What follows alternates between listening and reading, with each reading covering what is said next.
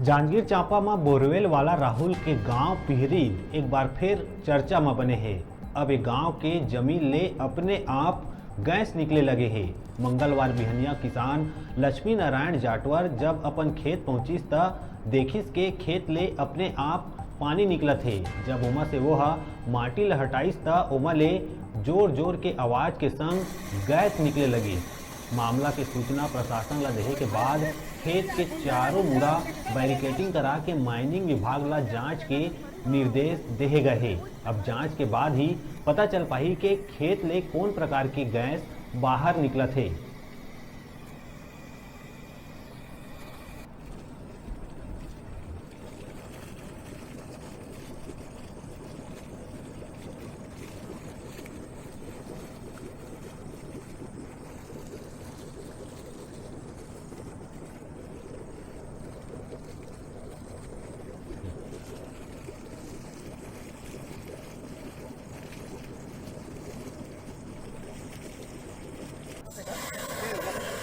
देखिए पूरा ऑक्सीजन निकल रहा है गैस।